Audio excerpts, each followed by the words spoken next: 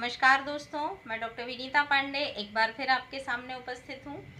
अब हम बात कर रहे हैं कि पिछले 2 वीडियोज़ में हमने बात की थी कि गीता का जो आपका पहला अध्याय था उसमें आपको क्या बताया गया। गीता का दूसरा अध्याय था जो श्रीमद् भागवत गीता, जिसका हम हिंदी संस्करण पढ़ रहे हैं, उसमें आपको बताया गया था कि किस प्रकार से भगवान कृष्ण ने कर्मयोग और ज्ञान योग की उनको शिक्षा दी थी। अब आज के इस वीडियो में हम जान रहे हैं कि किस प्रकार से भगवान कृष्ण ने आगे की चीज़ों के बारे में अर्जुन को बताया था। तो अर्जुन ने पूछा भगवान कृष्ण से कि हे जनार्दन, यदि आपके तप से कर्म से बुद्धि श्रेष्ठ है तो मुझे इस घोर कर्म में आप क्यों लगाते हैं। क्योंकि उन्होंने ये कहा था कि बुद्धि जो होती है वो श्रेष्ठ होती है। मिले हुए वचनों से आप मेरी बुद्धि को भ्रम में डाल रहे हैं। निश्चय करके आप मुझे बताइए कि ऐसा मैं क्या करूं जिससे मेरा कल्याण हो। तो तब कृष्ण जी ने कहा था कि हे निष्पाप अर्जुन, मैं पहले आपको समझा चुका हूँ कि इस श्लोक में 2 प्रकार की निष्ठा कही गई है। एक तो सांख्य वालों का ज्ञान वो योग, और दूसरा जो है वो योगियों का कर्म योग। इसी 2 योग पर पूरा संसार जो है वो टिका हुआ है। कर्मों का प्रारंभ ना करने से ही कोई भी निष्कर्म नहीं कहलाता, और कर्मों का त्याग करके संन्यास करने से ही किसी को सिद्धि प्राप्त नहीं होती। जैसे आपने देखा होगा, बहुत सारे लोग विवाह नहीं करते, संन्यास ले लेते हैं, दुनिया को छोड़कर चले जाते हैं। तो इसको योग नहीं कहा गया है, क्योंकि अगर हम देखें तो दूसरे पक्ष में ये आता है कि सभी चीज़ों के बीच में रह कर के किसी भी चीज़ से आसक्ति ना होना, ये भी एक बहुत बड़ा योग है। तो मनुष्य क्षण भर भी कर्म किए बिना नहीं रह सकता। प्रकृति के गुण ही सब मनुष्यों को कुछ ना कुछ कर्म में लगाते रहते हैं। जो अज्ञानी कर्मेंद्रिय को रोक करके आत्मचिंतन के बहाने विषयों की चिंता करते हैं, वो पाखंडी और मिथ्याचारी होते हैं। मतलब बहुत से ऐसे लोग होते हैं जो कुछ कर्म नहीं करते, केवल आत्मचिंतन करते रहते हैं और झूठ बोलते रहते हैं, चिंता करते रहते हैं। तो इस प्रकार के जो लोग होते हैं वो कर्मयोगी नहीं होते, वो केवल कर्मयोग का अभ्यासी कहलाता है। अपने धर्म के अनुसार नियमित कर्म कीजिए, क्योंकि कर्म के ना करने से कर्म करना अच्छा होता है, और बिना कर्म किए आपके शरीर का निर्वाह नहीं हो सकता। उन्होंने बताया कि जैसे आप देखें, यदि आपको भोजन करना है तो भोजन पकाना होगा, उसको खाना होगा, मुंह तक उठा करके आपको लाना होगा, फिर पाचन क्रिया होगी। सारी चीज़ें जो हैं वो कर्म के बिना नहीं हो पाती। तो यज्ञ के निमित्त किए जाने वाले कर्मों को छोड़कर जितने कर्म हैं उनको करने से मनुष्य के जो होते हैं बंधन, वो बंधन होते हैं। अतएव तुम फल की इच्छा को त्याग कर हमेशा यज्ञ के लिए कर्म करो। सृष्टि के आरंभ काल से ब्रह्मा जी ने यज्ञ सहित प्रजा को उत्पन्न करके प्रजा कहा था कि यज्ञादि कर्म करके वृद्धि को प्राप्त होंगे। यही सब कर्म तुम्हारे निमित्त जो हैं वो होते हैं।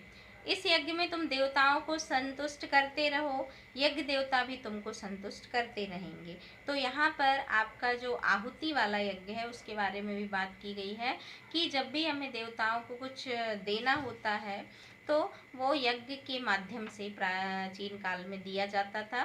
तो उसकी भी यहाँ पर महिमा इन्होंने बताया था कि यज्ञादि कर्मों से प्रसन्न होकर देवता तुमको इच्छित सुख की सामग्रियाँ देंगे, परंतु उनके दिए हुए दान को जो बिना उसको भोगे ग्रहण करता है और उसमें कर्म लगाए उसे ग्रहण करता है, वह चोर होता है।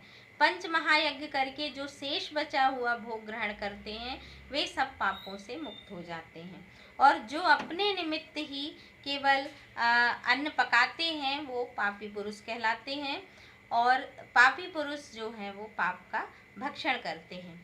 अन्न से प्राणियों की उत्पत्ति होती है और अन्न मेघ से उत्पन्न होता है, मेघ यज्ञ द्वारा बरसता है।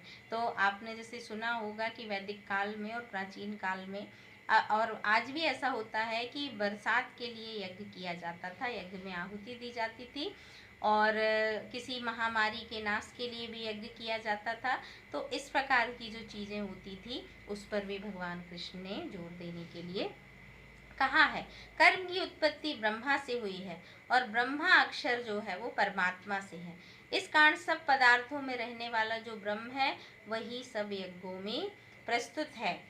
तो जो पुरुष आत्मा में रत रहता है और आत्मानंद से अनुभव से तृप्त रहता है, आत्मा से ही संतुष्ट है और उससे कोई भी कार्य शेष नहीं करना रहता है। क्योंकि जो ये समझ जाता है कि हमारी आत्मा की ही संतुष्टि आवश्यक है, तो वो छोटी छोटी चीज़ों में अपना समय बर्बाद नहीं करता। अब भगवान कृष्ण ने एक चीज़ ये भी बताई है कि मनुष्य उसी के अनुसार चलते हैं जिसको वो प्रामाणिक मानते हैं, उसी को लोग भी उत्तम मानते हैं। हे पार्थ, मुझे तीनों लोक में कुछ भी कर्म शेष ना रहा और ना कोई अप्राप्त वस्तु प्राप्त करनी है, फिर भी मैं कर्म करता हूँ। उन्होंने अपने बारे में बताया कि मैं तो ईश्वर हूँ, मुझे तो मैं जो चाहूँ वो पा सकता हूँ, लेकिन फिर भी मैं कर्म क्यों करता हूँ? क्योंकि प्रत्येक व्यक्ति के लिए कर्म करना जो है वो बहुत ही आवश्यक है। जो मैं भी कर्म ना करूँ तो सब लोग भी ना करने से नष्ट हो जाएंगे। तो इससे मैं ही पर्यावंश से उत्पन्न करने का हेतु बनकर प्रजा को नष्ट करने वाला समझा जाऊंगा। तो उनका ये कहना है कि मैं अपने कर्मों के द्वारा प्रत्येक व्यक्ति को ये शिक्षा देता हूँ कि कर्म जो है वो बहुत ज़रूरी है। जीव मात्र अपने स्वभाव के अनुसार रहते हैं और वहाँ हट करने से क्या होगा? इंद्रियां और इंद्रियों के विषय में प्रीति और द्वेष जो है वो दोनों व्यवस्थित होती हैं। इस राग द्वेष के बस में नहीं होना चाहिए, क्योंकि ये मनुष्य के शत्रु होते हैं। अपना कठिन धर्म भी दूसरे के सहज धर्म से हितक होता है। उन्होंने ये बताया कि आपको कितने भी कठिन काम करने पड़े, लेकिन आप यदि उसको दूसरे के अधीन कर रहे हैं या दूसरे के निमित्त कर रहे हैं, तो उससे आपका अधिक कठिन कार्य करना ज़्यादा श्रेष्ठ होता है। अर्जुन ने पूछा कि हे कृष्ण, पुरुष को पाप करने की इच्छा ना होते हुए भी कौन उसे पाप के मार्ग पर प्रवृत्त करता है? तब उन्होंने कहा कि रजोगुण से उत्पन्न होने वाला काम और क्रोध मनुष्य को पाप में ले जाता है। रजोगुण में आपने देखा होगा कि आपका तम और सत दोनों होता है, दोनों गुण इसमें पाए जाते हैं और इसको करने से उत्पन्न इच्छा कभी भी तृप्त नहीं होती। ये महापापी और शत्रु जैसे धुएं से अग्नि, धूल से दर्पण और झिल्ली से गर्भ का बालक ढका रहता है, उसी प्रकार विषय की इच्छा से आत्मज्ञान ढका हुआ है। कुंती पुत्र, इस शत्रु काम को करके ज्ञानियों का ज्ञान आच्छादित हुआ है और सदा अग्नि की तरह तृप्त नहीं होता। उन्होंने ये बताया कि बहुत छोटा सा ही एक झिल्ली नमा हमारी बुद्धि पर एक पर्दा पड़ा होता है, जिसमें आप क्या सही है क्या गलत है इन सब के बारे में जब समझ जाते हैं, आत्मा के बारे में, जीवन के बारे में, चिंतन के बारे में जब आप इन चीज़ों को देखते हैं और समझ जाते हैं, तो आपका मोह जो है वो हट जाता है। इनके सहारे विषय इच्छा ज्ञान को आच्छादित करके जीव को मोहित कर लेती है। अतः सर्वप्रथम इंद्रियों को वश में करके ज्ञान और विज्ञान को नष्ट करने वाले काम को ही हमें जीतना चाहिए। कहते हैं कि इंद्रियां प्रबल हैं और इंद्रियों से भी प्रबल जो है वो हमारा मन है।